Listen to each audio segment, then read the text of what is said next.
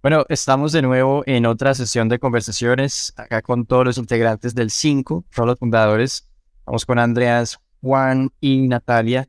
Y vamos a hablar el día de hoy acerca de un tema muy interesante. Es algo que ha venido transformando completamente la industria tecnológica y es el concepto de low code.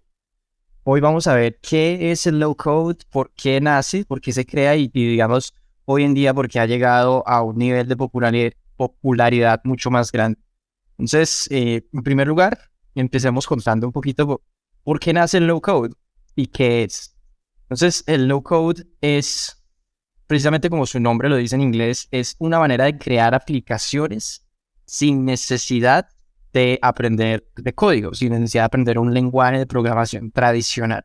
Entonces, el low code nos va a permitir a nosotros crear apps que normalmente se pueden demorar meses o incluso años en cuestión de semanas. Entonces, tenemos un factor de velocidad exponencial comparado a lo que es la manera tradicional de crear aplicaciones en código.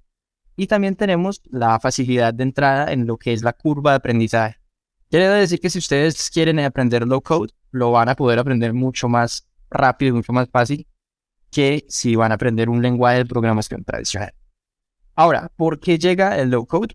El low code llega como una alternativa ya que hay un déficit bastante grande en el tema de ingenieros en el mundo y hay demasiados emprendedores que quieren lanzar y tienen ideas muy interesantes. Entonces el low code llega a resolver esa brecha, permitiendo que muchas más personas, incluyendo emprendedores que no son técnicos, pues puedan realizar sus ideas y en un tiempo mucho más rápido y a mucho más bajo presupuesto. Entonces, esas son las razones principales por las cuales el low code se empieza a desarrollar, ya que pues, la idea no es que las personas siempre se vean detenidos por la cuestión técnica para poder lanzar ideas de tecnología.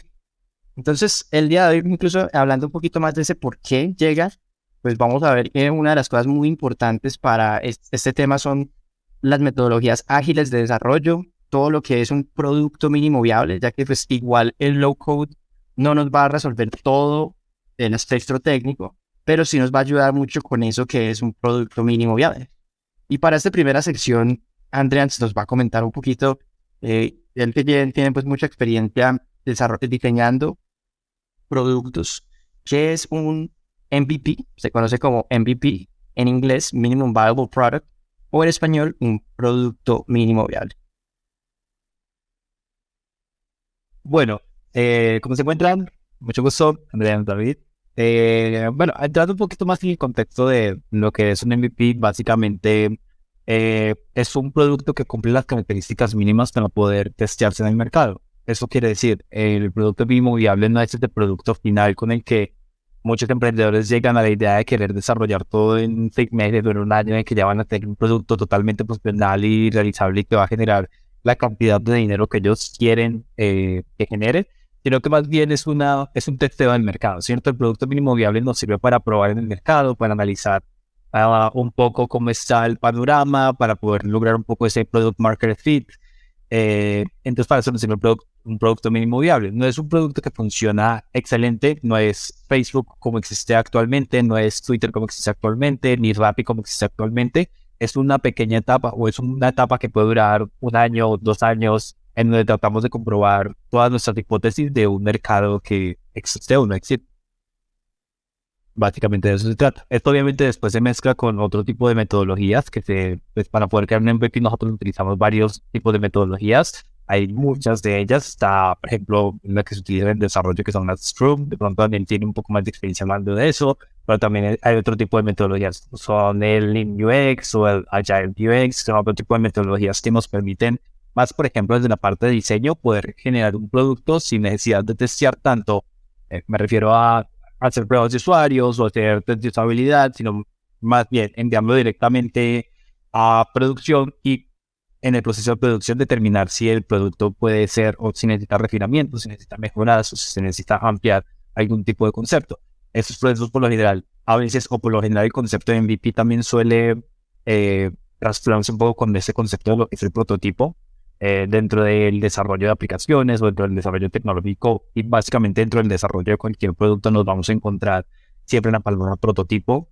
Y no es lo mismo que un MVP, porque un prototipo es algo, es una maqueta, básicamente, ¿cierto? Un prototipo es un elemento que podemos romper, que podemos destruir, que podemos dañar. No, a veces ni siquiera el prototipo recolecta información. En el caso de productos digitales, digamos como que no tiene una relación con una base de datos. De pronto para las personas que conozcan un poco más de programación o desarrollo, toda esta ingeniería backend, sino que es simplemente un producto o una presentación de un producto únicamente visual o funcional para testear o validar algunas hipótesis y con eso poder generar el MVP y así poder salir al mercado. De eso más o menos se trata un poco todos esos marcos de referencias que quiero que tengan bien claro. Entonces voy a recapitular un poco para que las personas estén claro. Un MVP es un elemento, es un producto que se utiliza, perdón, es un desarrollo que se utiliza para testear el mercado, para poder alcanzar como ese product market fit. Y un prototipo es otro elemento que se utiliza más de testeo para validar ciertas hipótesis en diseño. Este prototipo no es totalmente funcional, todavía tiene muchos errores, únicamente se utiliza para comprobar los elementos mínimos antes de pasar al MVP. Perfecto. Eso nos ayuda mucho a entender también desde un aspecto, cuando nosotros ingresamos a estas empresas que se llaman startups, que son probablemente empresas pequeñas que están intentando testear una idea de manera rápida, vamos a entrar a hacer un MVP por lo general. Entonces, nosotros, o las personas que entren a desarrollar y a diseñar este tipo de productos, deben de tener muy claro que estamos diseñando y desarrollando una sola idea base, que es la idea esencial que se quiere probar, o la hipótesis de negocio esencial. Quiere decir que muchas de lo que se llaman o funcionalidades adicionales no van a estar en esta primera versión, que es lo que queremos desear. Ahora, eso es un concepto que es bastante complicado, o sea, es fácil de entender, pero en realidad en la práctica cuesta bastante. Y, por ejemplo, Natalia aquí nos puede comentar cómo ha sido incluso para nosotros internamente. Y nosotros hemos estado pues en este negocio tanto con clientes, que hemos desarrollado muchos productos con clientes, como también nosotros mismos hemos desarrollado productos propios, hemos lanzado al mercado y hemos muchas veces estado en el limbo entre un MVP y de pronto crear lanzamientos un poco más complejos inicialmente.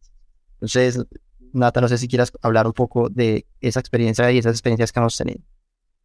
Y justo pues mientras Andrés hablaba, yo decía, bueno, hay algo que yo le quiero agregar a esa definición de MVP y es que el MVP está súper orientado a testear una hipótesis, ¿cierto? Una sola característica, una sola solución. Porque muchas veces cuando tenemos una idea de negocio o que tenemos un problema que queremos solucionar en el mercado, pues obviamente hay muchas maneras de solucionarlo y también de una sola solución pueden salir muchísimas más ideas. Entonces queremos como hacerlo todo de una. Y es un caso que ponía Andreas ahora. Y yo me acuerdo que cuando Rappi inició, era literalmente solamente domicilios con restaurantes. Ya. Entonces, ¿cuál es el punto de dolor que Rappi quería solucionar? Es cómo los restaurantes que no tienen domiciliarios pueden entregar sus domicilios. Entonces, Rappi es ese marketplace donde hay domiciliarios que quieren hacer domicilios, hay restaurantes que tienen comida para entregar y hay unos consumidores finales que quieren esos pedidos. Y ya hoy Rappi es una super app que tiene hasta tarjeta de crédito, tiene quien te haga el mercado, quien te recoja cosas, entonces ya son muchas cosas que, por ejemplo, uno diría, bueno, el domiciliario me puede hacer muchas cosas más que solamente un domicilio de restaurante.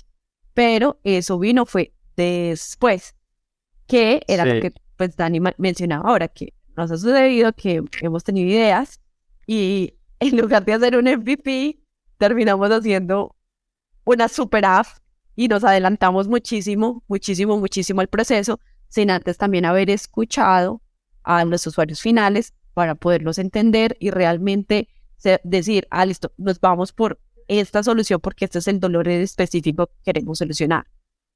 Claro, pero si nos devolvemos y nos traemos esto otra vez al low code, la pregunta es, listo, el low code se creó para crear este tipo de MVPs, pero digamos que una pregunta clave dentro de los proyectos que hemos hecho es, ¿todas las aplicaciones se pueden hacer y se pueden realizar a través del low code o existen ciertas limitantes o existen ciertos casos en los cuales no se debería pensar en una estrategia low code para este tipo de MVPs o para un tipo de lanzamiento de aplicación inicial?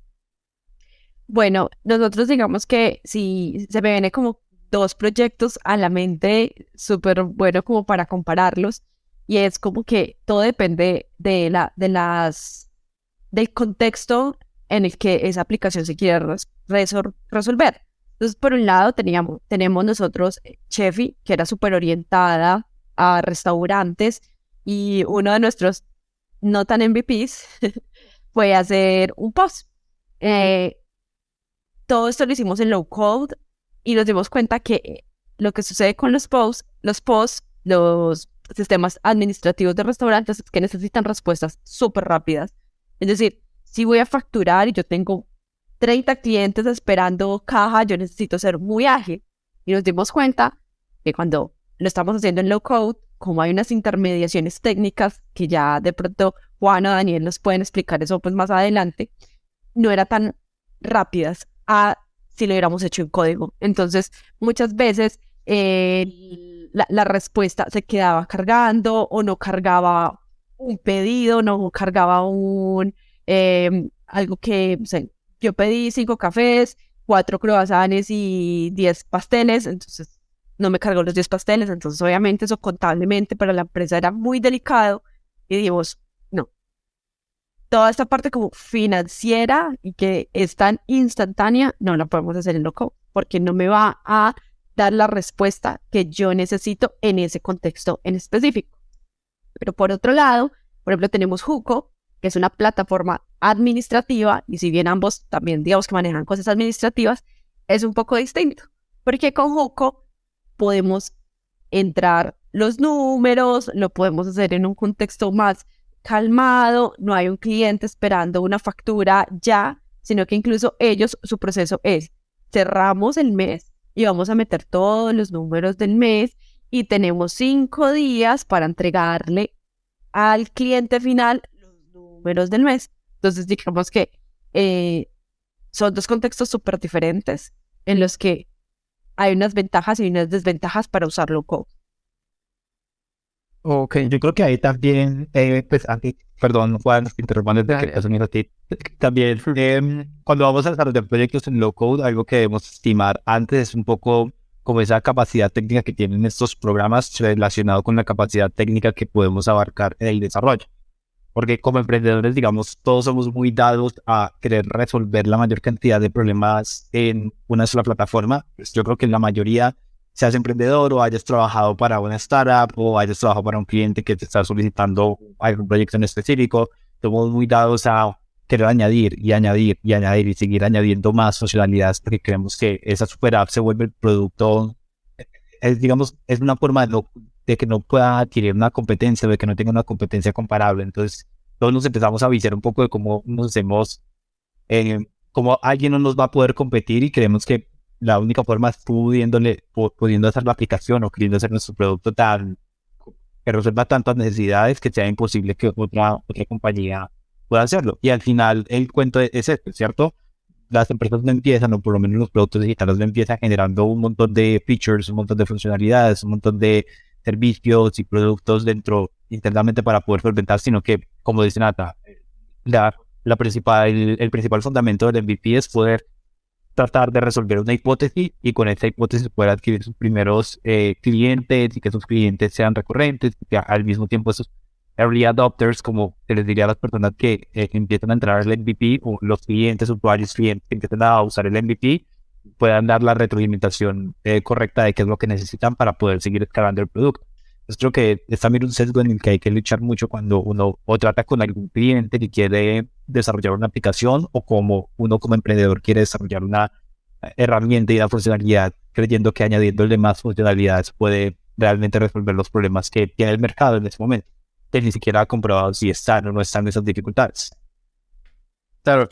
Por otro lado, también algo importante es que el low code como tal tiene algo y es que, o bueno, en general esos proyectos, si nosotros vamos a ver el caso en particular que decía Natalia del POS, el sistema de restaurantes, esto es algo que ya se ha creado y ya funciona bien en demasiados sistemas. O sea, este tipo de POS hay muchísimos y se han testeado por muchos años. Eso quiere decir que ya están muy refinados.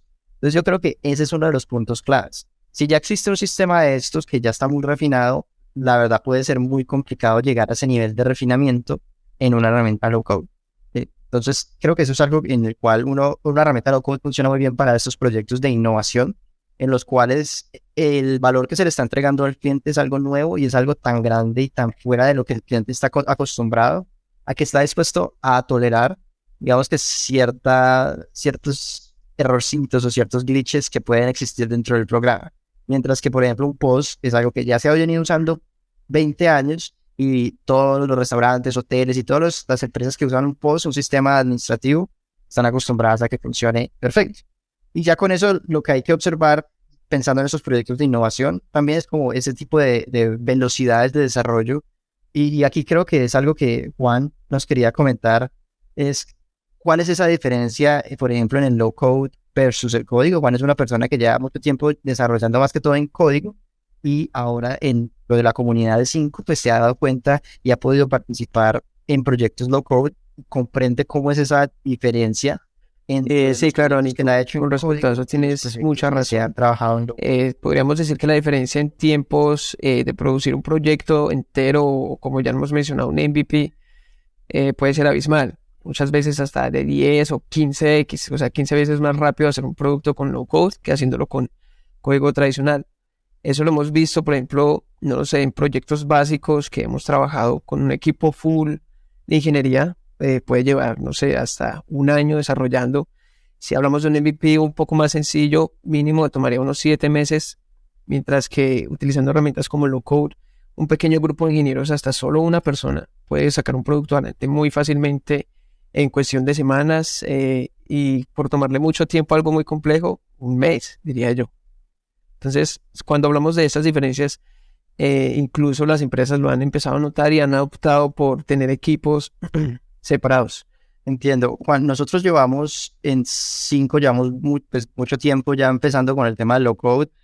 Cuando empezamos nosotros con eso, tú sabes bien que había muchas personas que todavía no le creían, ¿cierto? Y decía, digamos que estaban muy casadas con el tema del código tradicional y veían todo el tema del low code como algo que simplemente no iba a suceder.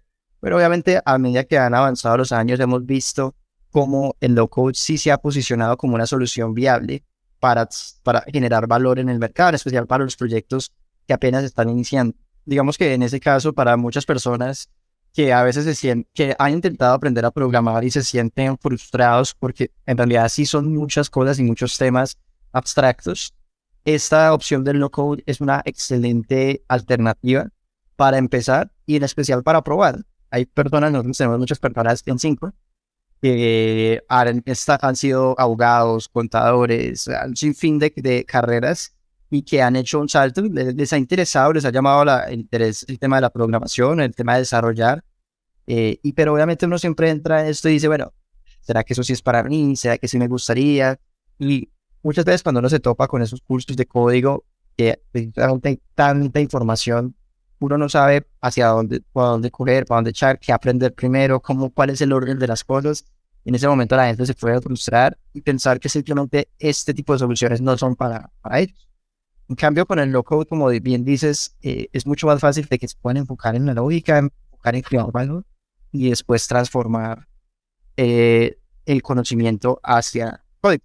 Pues claro, me parece que es algo muy viable y muy factible para las personas que están interesados en empezar en esto. Ahora, hay un tema que es importante y sería chévere que también lo hablemos un poco, y es el tema de cómo es para Natalia y para Andrés, que han trabajado en diseñar estos productos digitales, o sea, no directamente en el low code, pero han trabajado tanto con equipos de programadores, digamos que tradicionales en código, también con equipos y en proyectos de low code. ¿Cómo es el proceso? No sé aquí, a ver cuál de los dos quiere responder primero, pero ¿cómo es el proceso desde el diseño y cuáles son las diferencias que ustedes han notado trabajando con equipos low code versus trabajando en proyectos de equipo de código? Dame a ti. Dale tú. Ok, bueno, yo creo que hay algo que he notado con low code y es que al no tenerlos programados, que preocuparse tanto por esa sintaxis, como decía Juan, o como ese lenguaje. Por un lado es más rápido, o sea, obviamente digamos que tú sacas un diseño y lo haces mucho más rápido. Y también yo creo que como que entienden más fácil la arquitectura del producto. Entonces, como que para ellos también he notado que como la herramienta low code también es tan visual y tú lo que haces es arrastrar elementos y los pones. Obviamente sí también tienes que construir una base de datos, pero se les hace más fácil construir el producto. Entonces, creo que eso les brinda como que esa posibilidad de construir muchísimo más rápido e ir a la par. Porque también sucede que cuando tú trabajas con código, muchas veces tú coges como mucha ventaja en diseño y no se ha podido ni siquiera testear algunas características de producto que se hayan hecho y no puedes ni siquiera pues evolucionar porque no tienes la retroalimentación del usuario final. En cambio, con no code, probar las nuevas características del producto o las nuevas hipótesis es muchísimo más fácil y tú también desde diseño puedes avanzar un poco más rápido. Entonces eso me parece como muy interesante desde el lado de producto.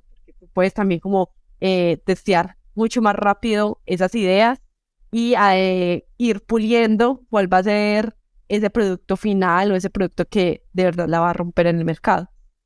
Y yo también viendo un poco desde la perspectiva del diseño, ¿cierto? Pues ya saben, en la parte del diseño de una plataforma existen dos ambientes, que es como el diseño de experiencia y otro que es el diseño pues, de la interfaz.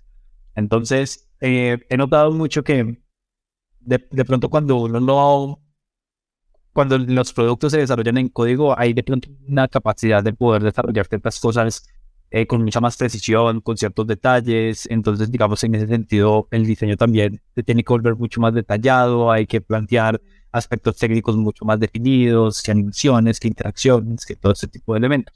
Si bien las herramientas de low code, por ejemplo, nos facilitan poder testear mucho más rápido y eso, pues, obviando un montón de detalles que antes o decoraciones que antes se le podía agregar a un diseño, pues también obliga al diseñador a entender un poco cómo es programar en low code, digamos, como que transforma un poco esa parte como el diseño de la interfaz para poder entender cómo es todo el proceso más desde ese punto. Entonces, de pronto ya no puedes pensar tanto en animaciones porque en low code añadir ciertas animaciones va a tardar un poco más, va a ser un poco más complicado. De pronto ciertos patrones de diseño, ya hablando un poco más en la parte de la experiencia, hay que cambiarlos porque a nivel de experiencia tienen que cambiar porque la experiencia que se estaba planteando es distinta. De pronto desde la parte del diseño de experiencia lo que va a seguir siendo igual va a ser toda esta parte de investigación de usuarios, de entrevistas, pues un poco más toda esa investigación cualitativa hacia los usuarios, a charlar con él, pero la ejecución del proceso de ya llevar eso a un diseño que se pueda implementar en producción,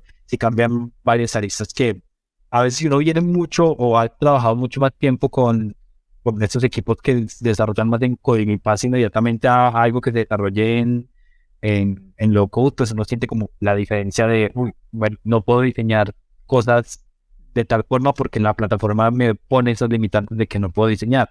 Ya de repente hay herramientas que son mucho más limitantes que otras que tienen, bueno, de pronto no le pueden meter un poco más de código, interactuar un poco más con ciertos elementos, pero en general obligan también un poco al diseñador a conocer cómo funciona un poco la herramienta para conocer un poco cuáles son el tipo de cosas que se pueden implementar, cuáles no. Entonces el diseñador también se vuelve un agente un poco más activo dentro del proceso de desarrollo del producto, más desde la parte del desarrollo, ¿cierto? Desde la producción con el equipo de ingeniería, siento yo.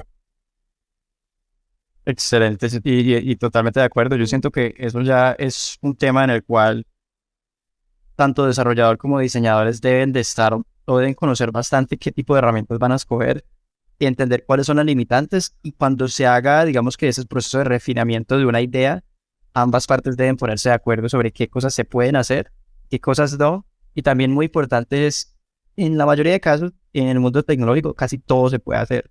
El tema siempre va a ser un versus con el tiempo. Ah, bueno, esto se puede hacer, pero se demora 2 meses. ¿Lo queremos hacer? No, busquemos una manera más sencilla. Entonces me parece muy bueno esos puntos que dicen todos.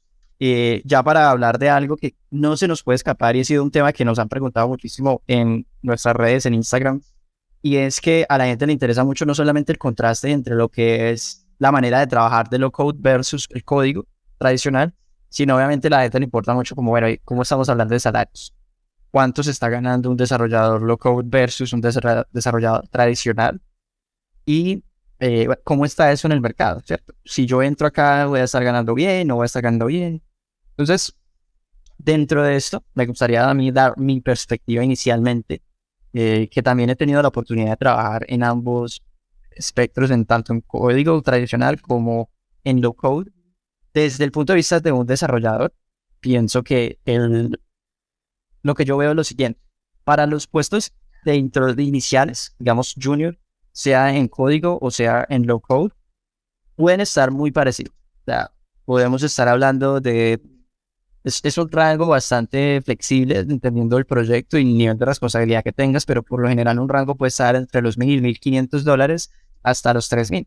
Es como lo que vemos normalmente, tanto para puestos iniciales, de iniciales a mid, en el código y también en low code.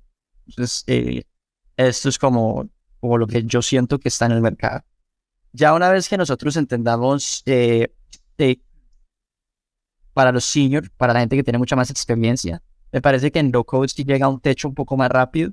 Pienso que en low code, en los 4,000, 5,000, vamos a tener como una limitante allí. Y para el código, pues la verdad sí hay unos techos mucho más altos, dependiendo del nivel de seniority. Tú puedes ver salarios de $8,000, $15,000, no estamos hablando mensuales, $20,000. Creo que ahí ya se vuelve mucho más para arriba. Yo pienso que para una persona que hace low code y quiera de pronto acceder a salarios más altos, yo pienso que por la velocidad de low code, esas personas lo que pueden hacer mucho desde el freelancing es coger varios proyectos, porque tú desde el low code, si bien por un proyecto te pueden pagar $2,000, $3,000, debido a la facilidad y digamos que la facilidad de entender el proyecto también, puedes hacer 2 o 3 proyectos a la vez y eso también te ayuda mucho a digamos que a cerrar esa brecha entre el desarrollador senior en código. Entonces, así lo veo yo y creo que esos son los valores que yo me encuentro en el mercado actualmente.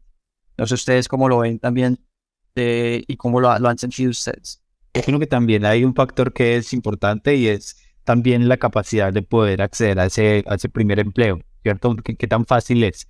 Porque he visto mucho que desde la parte del desarrollo poder acceder a ese primer empleo también se vuelve muy complicado, más que si eres un desarrollador de código tradicional, porque tienes que luchar contra un montón de aristas, pues de la competencia, del mercado, de lo que están solicitando las compañías y todo esto, mientras que desde el low code realmente puedes acceder, probablemente no un trabajo fijo directamente, porque también puede que cueste, pero sí puedes acceder mucho más fácil a todos esos proyectos en freelancing y poder sostenerte con un buen salario, haciendo, como decía Dani, 1 o 2 proyectos al mes y que sean bien remunerados.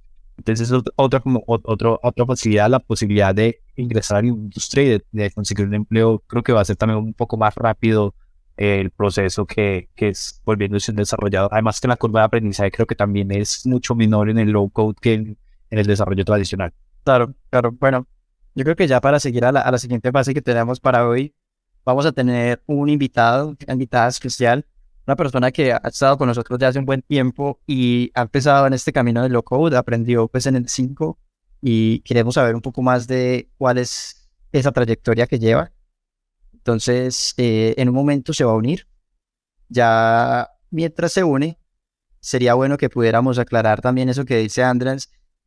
También ustedes cómo han sentido ese proceso de qué tan fácil es atrapar ese trabajo o llegar a un trabajo, a un proyecto en low code versus en código tradicional. O sea, hablamos de dinero, pero el dinero no es solo lo único que importa. Lo que importa es también cuánto tiempo estamos buscando trabajo. Digamos, si no tenemos un empleo, si no tenemos un proyecto, por lo general, ¿cuánto han visto ustedes que se demora uno en low code versus en código para poder conseguir un puesto? Desde mi perspectiva, yo creo que la diferencia es bastante. Incluso yo hago un poco más desde la parte del diseño del producto, desde que es como toda esta parte de integración del diseño de experiencia también del usuario. Y siento que pues, precisamente como las tecnologías ahorita se están adaptando mucho más, entonces los emprendedores están empezando a entender muy bien cómo funcionan, cómo pueden sacarle partido para desarrollar su startup y empezar su negocio. Creo que ahorita igual va a ir creciendo mucho más ese mercado, entonces va a ser cada vez un poco más fácil poder como adquirir ese primer empleo bajo un producto que se empiece a desarrollar desde su raíz en low code, porque el low code, bueno, al final nos sirve para poder generar ese MVP, entrar a capital de riesgo, poder participar en todo ese tipo de convocatorias donde puedas conseguir financiación. Entonces, creo que pues un desarrollador bueno con 2 o 3 años de experiencia podrá conseguir un empleo en un mes, 2 meses, dependiendo también de la expertise, de su capacidad técnica y demás. Yo creo que en loco puede ser tiempo mucho más inferior, ya también contando con experiencia. Ok, bueno, súper interesante. Y ya para terminar de validar eso, ya estamos con nosotros Juliana. Juliana pues, ha sido una persona que ya hace un tiempo empezó en este camino del desarrollo con Cinco y queremos hoy día conocer un poco más a fondo cómo es eso para una persona pues, que estudia con nosotros, cómo ha sido el proceso, qué son las cosas buenas, qué son las cosas malas. Y para empezar, Juli, pues, primero que todo, bienvenida acá a esta conversación que estamos teniendo sobre el low code. Yo sé que es algo que te ha gustado bastante y primero que todo me gustaría saber, antes de la programación, ¿qué estabas haciendo? ¿Qué estaba haciendo Julián? Bueno, pues primero, hola a todos. Muchas gracias por invitarme pues a este espacio. Y bueno, antes, ¿qué estaba haciendo? Antes yo ya me había inclinado como por el lado de la programación, pues para aprenderla, pero realmente del low code no sabía nada. Entonces inicié, digamos, por lo básico o por las tecnologías que es JavaScript, Node.js, React y así. Estuve en algunos proyectos, tengo algo de conocimiento, no mucho, pero ya antes de, pues, de saltar al low code, pues ya tenía como una experiencia, entonces creo que también puedo hacer como una comparación entre estas dos áreas. Listo. ¿Y qué fue lo que inicialmente te llamó la atención de la programación o del desarrollo? ¿Por qué querer entrar a un área de estas? Bueno, realmente me gustó mucho como lo que tenía que ver con el pensamiento lógico, ya que yo conocí como lo que era la programación por un curso de Python. Entonces me gustó mucho como todos esos ejercicios y esas cosas. Y una vez ya me di cuenta que la programación existía porque no sabía ni que esa palabra existía. Empecé a ver que era un mundo súper grande. O sea, todo el mundo tech es gigante. Y empecé a investigar mucho más todo el tema de lo que son las startups, productos digitales y realmente me encantó. Sentía como que era mi lugar y lo que siempre estuve buscando. Okay. Y cuando entraste, ahorita justo estábamos hablando entre nosotros, que inicialmente cuando nosotros empezamos hace unos años en Cinco con hablar del tema de low code, había muchas personas que todavía no se sentían como, o sea, no creían mucho en ese tipo de tecnologías. ¿Cómo fue eso para ti cuando de pronto hablamos nosotros y dijimos, listo, ¿qué tal si aprendemos low code? ¿Qué tal si empezamos a trabajar en esos proyectos y los hacemos en low code? ¿Qué pensaste tú en ese momento y digamos que cuál ha sido el cambio de lo que pensaste inicialmente ahora que ya tienes ya varios años de experiencia programando o desarrollando low code? Bueno, pues si bien ya en el momento para mí la programación tradicional era nueva, pues el low code sí que era más nueva. O sea, sí que definitivamente era como algo que estaba en ceros. Y también era algo que siento que en ese momento, pues hablando ya más o menos 2 años y medio, no había mucha información tampoco en ese momento como la hay ahora. Entonces creo que sí fue algo que tomé como un riesgo a nivel profesional porque era pues apostarlo todo a empezar a aprender algo que pues no era muy conocido en el momento. También si uno buscaba de pronto, no sé, ofertas laborales, o eran muy exigentes o eran muy pocas. Entonces sí fue al principio como muy riesgoso, creo que sí tuve como mucho miedo y el pensamiento ahora es que hay muchas oportunidades y que creció un montón. Creo que desde el año pasado, más o menos como a mitad de año, se fue como en un boom de las herramientas low code, que fue como algo súper chévere porque muchas startups empezaron a testear sus ideas con herramientas low code. Entonces se vio como ese auge de búsqueda de desarrolladores low code y esas cosas.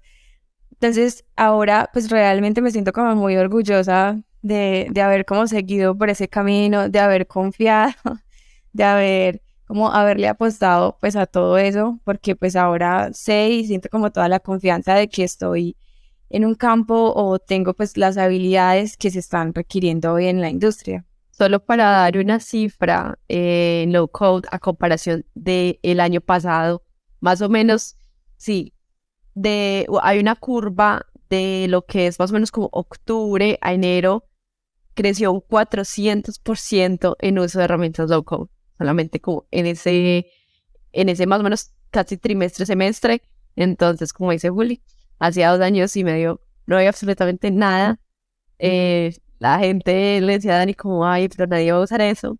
Y hoy, pues, hay muchas oportunidades y me parece también que es una excelente manera de empezar una carrera profesional como desarrollador en tech. Y otra de las cifras que les puede parecer interesantes, así para complementar, es que se estima que para el 2025 el 75% de todas las ideas tecnológicas que se vayan a lanzar o de empresas con base en tecnología se van a hacer con herramientas low code. Quiere decir que mucho más de la mitad van a pensar solo en el low code para empezar a crear tus ideas. Entonces todo este tipo de cosas llaman mucho la atención, pero algo muy importante es de pronto entender desde el punto de vista de Juliana cómo fue el proceso de aprender. ¿Qué tan rápido sientes tú que aprendiste? Digamos que pues todo tiene una curva de aprendizaje, pero ¿cómo la sentiste tú y cómo sientes que ya pudiste empezar a entregar valor hacia estos proyectos a través del low code? Bueno, yo creo que es muy importante entender cómo funciona la herramienta. Entonces, digamos que yo cometí un error y fue que al principio sí como que empecé a cacharrear mucho sin entender muy bien como las bases. Entonces creo que ahí retrasé un poco mi proceso. Pero cuando empecé a entender muy bien como los pasos y las bases que son necesarias y cómo nos entrega las herramientas, por ejemplo, Babel, que es una herramienta low code, para empezar a desarrollar, se hace mucho más rápido. Una cosa que sí es muy indudable es que el low code sí se aprende muchísimo más rápido que la programación tradicional. O sea, que un lenguaje normal sí se aprende muchísimo más rápido.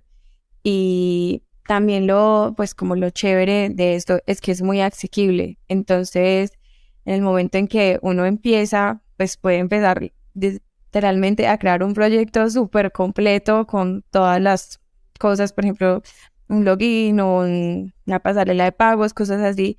Se pueden hacer como cosas muy completas, muy rápido, pues solamente como en una misma plataforma. Entonces, sí da como esa impresión de que es mucho más rápido.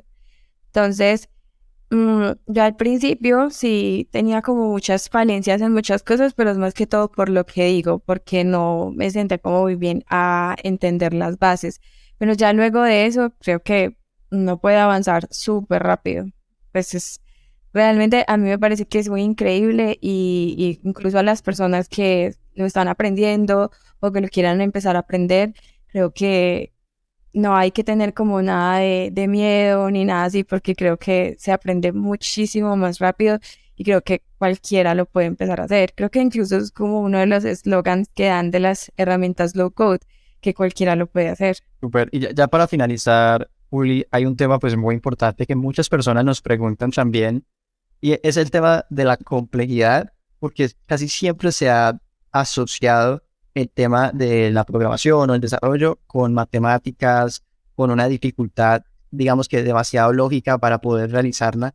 Mucha gente dice, no, mira, eso es para las personas que les gusten las fórmulas, que les gusta la matemática. Yo sé que en tu caso particular de pronto no aplicaba tanto porque, si mal no estoy, a ti incluso pues a ti te han gustado demasiado las matemáticas y incluso enseñaste matemáticas en ciertos momentos, pero en general, de lo que tú has visto del low code, ¿tú sientes que es un proceso que requiera de mucha matemática o es un proceso que requiera demasiada como de esa lógica? ¿O tú lo ves asequible para las personas que incluso puedan ser más dadas al lenguaje o a otras cosas que no sean, digamos, que tan científicas, tan técnicas? No, pues yo diría que realmente no es como que sea un requisito obligatorio saber sobre matemáticas o ser muy experto. Yo creo que algo que sí se aprende mucho es tener como ese pensamiento lógico, pero eso es súper necesario y en eso no es que se necesite mucha matemática. Pero también siento que puede variar mucho como dependiendo del proyecto en que tú estés. Puede que se necesite un poquito de matemáticas para hacer algunas cosas, pero no hay que ser expertos. Yo creo que en el momento se puede pues aprender. No sé, pues poniendo un ejemplo de, no sé, una tienda que porcentajes, pues al menos tenemos que saber sobre sacar porcentajes o descuentos o cosas así, o sobre cupones, pues son operaciones matemáticas muy sencillas que creo que cualquiera puede entrar a buscar, ay, ¿cómo se hace esto? Y pues empezar a aplicarlo. Pero que sea algo así obligatorio, no. Y tampoco es algo complejo. Lo que digo es como el pensamiento lógico para poder pues desarrollar flujos que funcionen. Pero de resto, no. Excelente. Bueno, cuéntanos, ya también para cerrar, cuéntanos un poquito, Antoja, a la gente con de pronto esa experiencia que tú has tenido, porque bueno, como te digo, llevas pues ya unos años haciendo, pero creo que en esos años has tenido, eh, digamos que la buena suerte de poder colaborar con empresas muy bacanas, muy chéveres, y yo creo que eso también antoja mucho a la gente, porque en especial tú has tenido un recorrido bastante interesante. Entonces, cuéntanos como en qué empresas has podido estar, y contar un poquito, porque creo que han sido varias startups, y es bastante interesante. Listo, no, pues mira que por ejemplo, retomando un poquito lo que decíamos ahora, que antes no se encontraban como muchos trabajos o cosas así, o que de pronto creíamos que no iba a ser algo muy necesario. Justamente uno de los primeros trabajos que yo conseguí, bueno, es que a los que yo entro, es a desarrollar MVPs, que los MVPs pues en el producto mínimo viable, y creo que ahora también eso es algo que tiene como mucho auge, porque las personas quieren testear un producto, testear una idea en un tiempo corto y sin tantos gastos. Entonces, personas que sepan sobre low code pueden empezar a desarrollar MVPs y pues dar como la posibilidad a esas startups de que testeen sus ideas muy rápido. Ese fue mi primer trabajo. Es una necesidad que sigue aún en el mercado.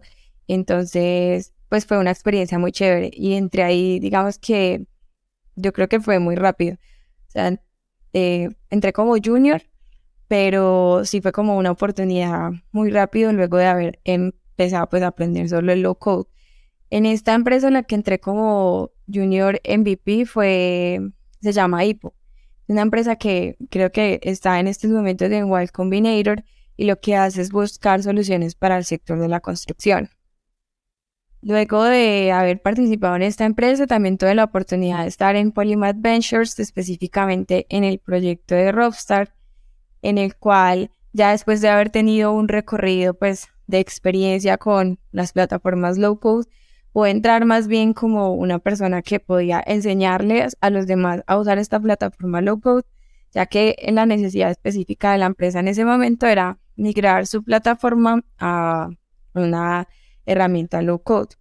Entonces, pues esa fue como mi otra oportunidad. Polymath Ventures es una empresa muy grande y pues realmente la experiencia fue muy gratificante allí. También he participado pues en la startup de Chefi. Ahí creo que fue una de las más duras que se ha podido lograr en estas herramientas low code. Es una aplicación que era muy robusta y que tenía una funcionalidad bastante grande y todo se pudo lograr allí. Entonces creo que también fue como una experiencia de decirnos, se pudo lograr y se logró en low code, que creo que fue algo muy bacano. ¿Qué más? Eh, Yo creo que igual, como para... obviamente Juliana es bastante reservada, humilde con la manera en que lo dice, pero por ejemplo una empresa como Hipovil se ganó, no está Y Combinator, se ganó el Y Combinator, creo que fue el 2022, gracias a los MVPs que hizo Juliana junto con otro de los compañeros que estaban haciendo MVPs. O sea, gracias a eso se ganan $500,000, 2.000 millones de pesos colombianos o más, solamente por eso. Entonces, digamos que ahí es donde uno puede medir ese tipo de valor que generan estas herramientas.